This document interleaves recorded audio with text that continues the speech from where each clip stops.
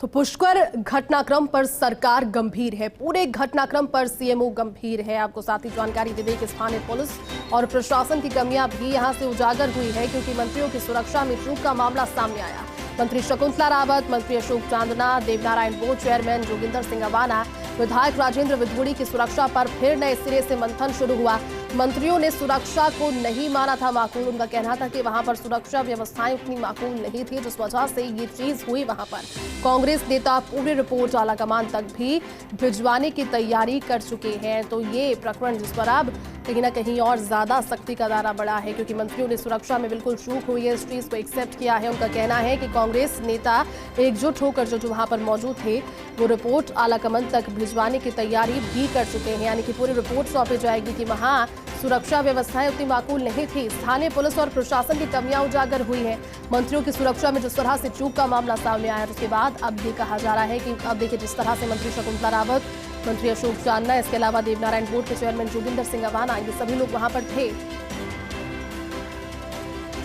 और चलिए पूरी जानकारी के साथ में पॉलिटिकल एडिटर योगेश शर्मा इस वक्त हमारे साथ जुड़ चुके हैं। योगेश जी, सुरक्षा में चूक मानी गई है, कांग्रेस नेता तैयारी कर रहे हैं आलाकमान तक भिजवाने की पूरी रिपोर्ट। पुष्कर प्रकरण को लेकर घटनाक्रम पर सरकार भी गंभीर है, क्या आप कहेंगे इसको लेकर? देखिए, वाकई में ये बड़ा घटनाक्रम था। एक और जब वहाँ पता है कि मुख्यमंत्री पहुंच रहे हैं और वीवीआईपी हैं, लोकसभा के अध्यक्ष वहाँ पर मौजूद है, कांग्रेस सरकार के मंत्री हैं, मुख्यमंत्री के पुत्र वैभव गहलोत वहाँ मौजूद है, और इतने बड़े बड़े लीडर्स वहाँ पहुंचने के बाद बिना भाषण दिए अगर लौटते हैं और सुरक्षा उनकी उन्हीं नेताओं को करनी पड़ रही है जो साथ लेकर बड़े नेताओं को गए थे, तो वाकई में सोचनीय विषय है कि लॉ एंड ऑर्डर को लेकर किस तरह की मुकम्मल इंतजाम वहाँ होने चाहिए थे।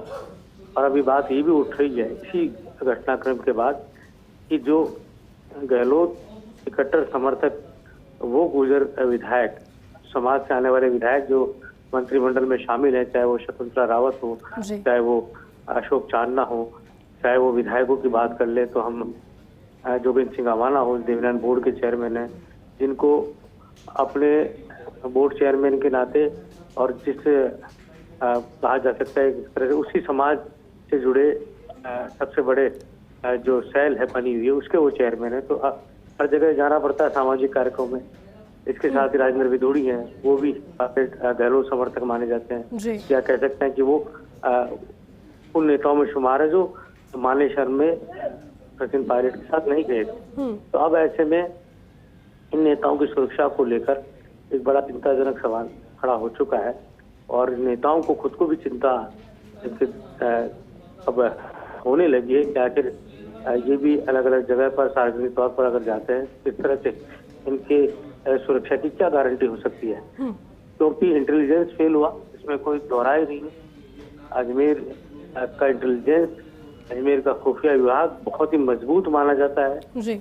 और ये कहा जा सकता है क्योंकि वहाँ के खुफिया विभाग को लेकर शुरू से ही ये धारणा रही कि सबसे मजबूत है।